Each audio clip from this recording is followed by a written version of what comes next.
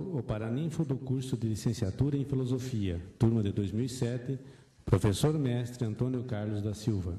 Senhora decano, professora Rosana, doutora Rosana Richter, Dom Francisco, Padre Hélio, colegas professores, meus senhores, minhas senhoras, queridos formandos.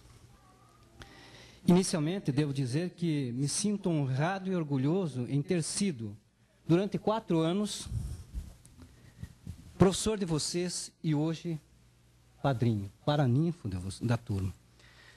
Desde o meados do ano passado, quando vocês me convidaram para paraninfá-lo, venho pensando sobre esse discurso. Mas como brasileiro de estatura mediana que sou, só me pus a escrevê-lo ontem à noite e concluí hoje à tarde.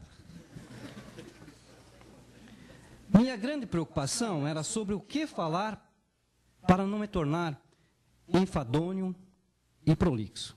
Pensei e optei por falar sobre o juramento que acabaram de fazê-lo, que também eu fiz há alguns anos atrás, pois sou formado pela PUC.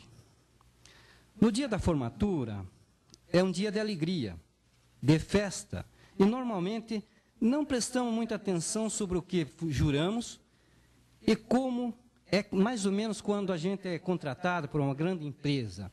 Vão jogando uma série de papéis e nós vamos assinando, na maioria das vezes, sem lê-lo. Lembro quando, em 73, eu entrei na Petrobras, me apresentaram um calhamaço de papéis e eu, sem ler, fui assinando. Acabei me aposentando na Petrobras, é verdade.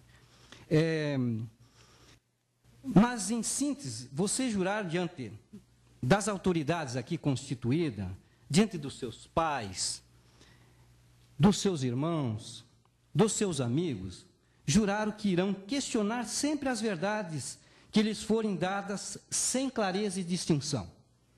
Juraram que lutarão continuamente para compreender e transformar as realidades sociais. Juraram que farão de tudo para que a dignidade humana seja reconhecida e exercida por todos os homens. Enfim, vocês juraram que vão lutar para que a nossa sociedade seja mais justa, seja menos excludente do que hoje é. Mas como fazer isso? Quais são as armas do filósofo? As armas do filósofo são as ideias, as palavras, que em grego nós chamamos de logos. E é exatamente pelas nossas palavras, pelo logos, que não raras vezes o senso comum nos acusa de sermos críticos radicais e até mesmo de ateísmo. Mas isso é próprio do senso comum. Por isso, quando me perguntam o que é filosofar, respondo que filosofar é não aceitar as respostas e os impropérios do senso comum. O senso comum não percebe que, para ser ateu, o homem não poderia ser homem, pois teria que parar de pensar. Radical, devemos sê-lo sempre. Pois, para melhor resolver os problemas, nós devemos ir à raiz dos mesmos. Sejamos radicais, não radicaloides, mas radicais, e busquemos sempre a raiz do problema. Muitas vezes o senso comum fala que as nossas críticas não são construtivas. E tem razão. Mas basta pensar um pouco e chegaremos à bela conclusão que não existe crítica construtiva, pois toda crítica tem como pressuposto básico a destruição de uma ideia antiga para colocar em seu lugar uma nova ideia. Portanto, a crítica, por natureza, é destrutiva. Mas retomemos as questões da dignidade humana e da justiça social.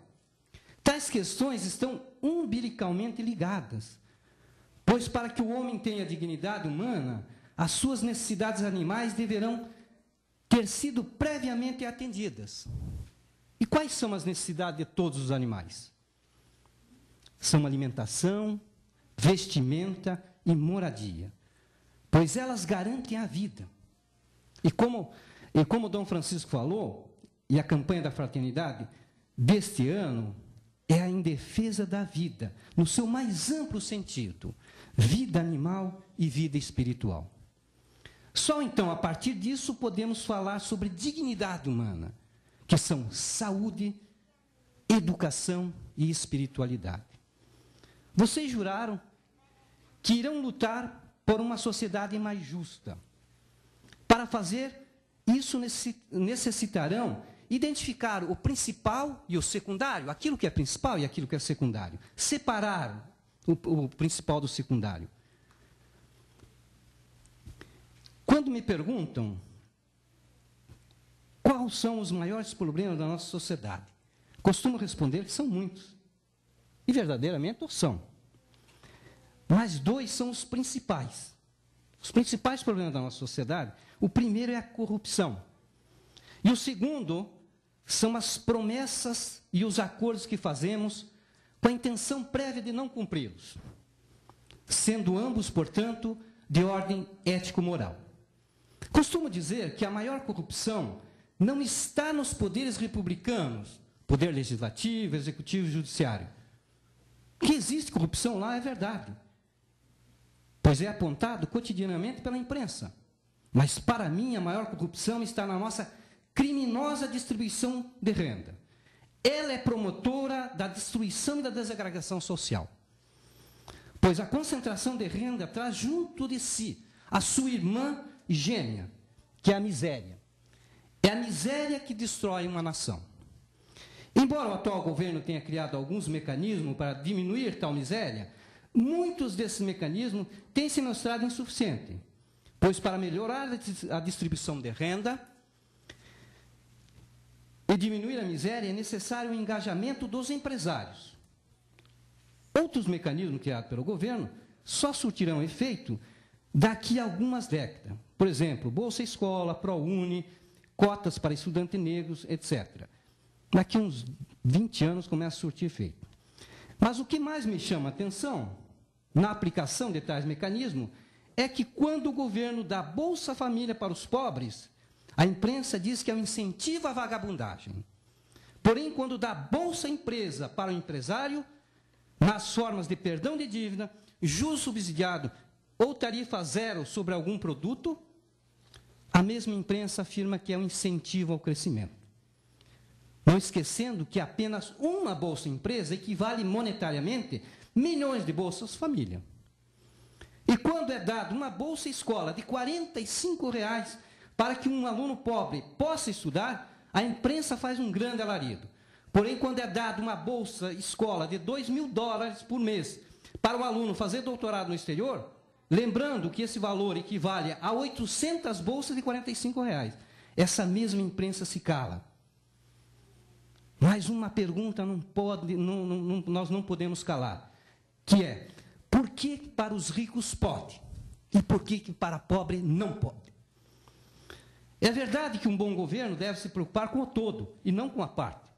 Mas esse mesmo governo deve se preocupar muito mais com a parte que não possui mecanismo de defesa.